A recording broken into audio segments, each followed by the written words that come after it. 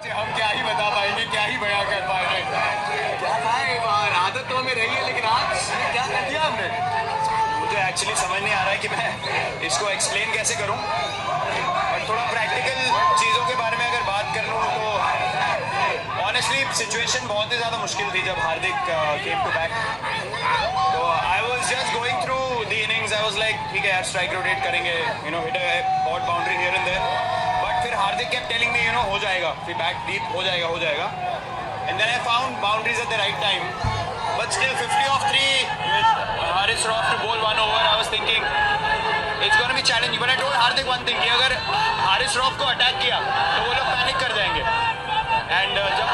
28 run चाहिए थे 8 ball में, I was backing myself by that I have to hit 2 sixes otherwise we'll lose the game, there is no chance यहाँ से हम जीतेंगे अगर मैंने 2 छक्के नहीं मारे थे। 2 छक्के नहीं उस पे तो आ रहे हैं, मतलब वो छक्के तो स्तब्ध थे सारे उन पे आएंगे। लेकिन वो जो ड्रिंक्स था इरफान 10वें 11वें ओवर के बाद, उसके बाद लगा वो 12वें ओवर से टैक्टिक थोड़ी बदली, तो वहाँ क्या बातचीत हुई थी जो केयर शिफ्ट करे। एक्चुअली मैं सरप्राइज हो गया था जब मैं गया बाहर, क्योंकि विकेट्स स्टार्टेड फॉलिंग, फिर अक्सर रन आउट हो गया, तो मुझे लग रहा था कि यार सिचुएशन खराब से खराब होती जा रही है। बट फिर जब हार्दिक आए तो then I told him single लेते रहे, स्ट्राइक रोटेट करेंगे, let's go deep in the game, देखते हैं क्या होता है, कभी ना कभी प्रेशर डालने का मौका तो आएगा। और जब वो मौका आया तो फिर शाहीन, मुझे ऐसा लग रहा था कि 100% शायद नहीं थे, तो मुझे लग रहा था कि उनके मेन बॉलरों में से वो भी हैं, अगर उनको अटैक करेंगे तो हार्दिक का फोकस तो नवाज की बॉलिंग पे था कि मैं उसको छक्के मार सकता हूँ, एंड वी न्यू कि वो लास्ट ओवर ही डलवाएंगे, उससे पहले गेम खत्म करने देखेंगे। मुझे हारिस के बारे में बात करनी है, मुझे वो ओवर जो शाहीन शाह अफरीदी उसके बारे में बात करनी है, लेकिन ये इमोशन, विराट आपने बहुत शतक लगाया, आप लेजेंड हो, लेकिन ये इमोशन ये हमेशा नहीं देखने को मिलते, क्या मायने रखता है आपके लिए? मतलब मैं ये बोल रहा हूँ कि ये सब जो हुआ है मुझे समझ ही नहीं आया कि हुआ क्या है, मतलब ये मुझे बार बार देखना पड़ेगा बाद में। सिर्फ ये क्योंकि इमोशंस की बात कर रहे हैं, क्या सही था कि इनसे 1-2 बॉल पहले आपने ड्रेसिंग रूम और डगआउट को इशारा किया था कि शांत रहना, जब जीतने वाले थे हम थोड़ा शांत रहना। हाँ, क्योंकि जब आपको 15-16 रन की रन रेट चाहिए और 2 बॉल में 2 रन आ जाए तो लोग शायद रिलैक्स हो या ओवर एक्साइटेड भी हो सकते हैं कि बन गए,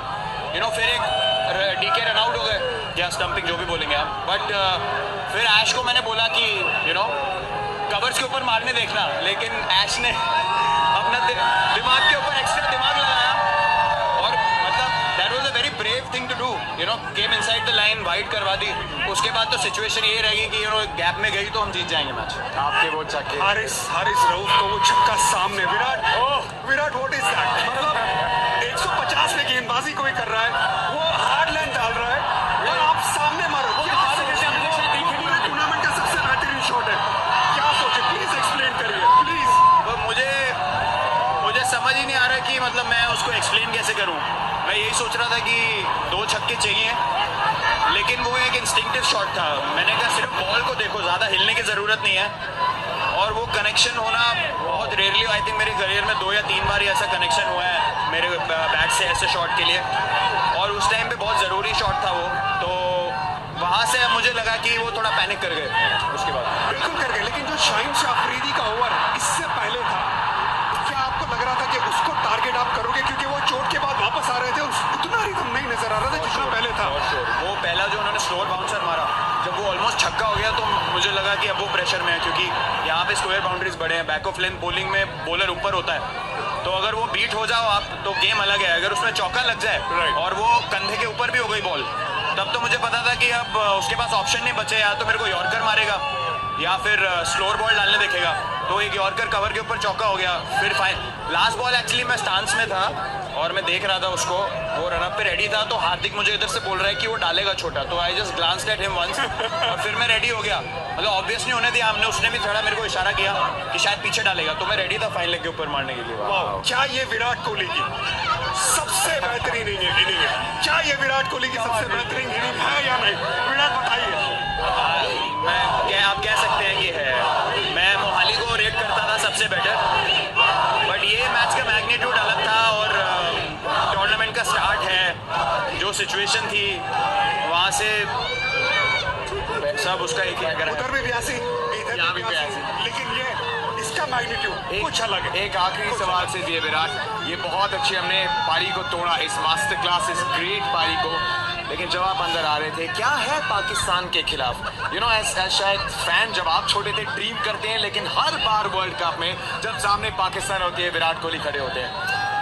पता नहीं यार, मैं एक्चुअली बहुत अपने आप को खुश नसीब मानता हूँ कि हमें ऐसे मैचेस खेलने को मिलता है। यू नो, आप 90,000 लोगों के आगे खेल रहे हैं, पाकिस्तान के अगेंस्ट मैच है, पूरे दुनिया देख रही है, इंडिया तो देख ही रही है। और आप स्पोर्ट इसीलिए खेलते हैं कि मुझे बड़े मैचों में खेलना पसंद है कि यू नो, आप जब 14-15 साल से खेल रहे हैं तो आपको लगता है कि यार और इससे बेटर चैलेंज क्या हो सकता है। थोड़े टाइम के बाद आप चैलेंजेस ढूंढते हैं, यू नो, फिर वो जो थोड़े से इररिलेवेंट मैचेस होते हैं वहाँ पे इतनी इंटेंसिटी नहीं आती, बट ये ऐसे मैचेस के लिए आप खेलते हो और ये सब ऊपर वाले का किया करा है, वही सबको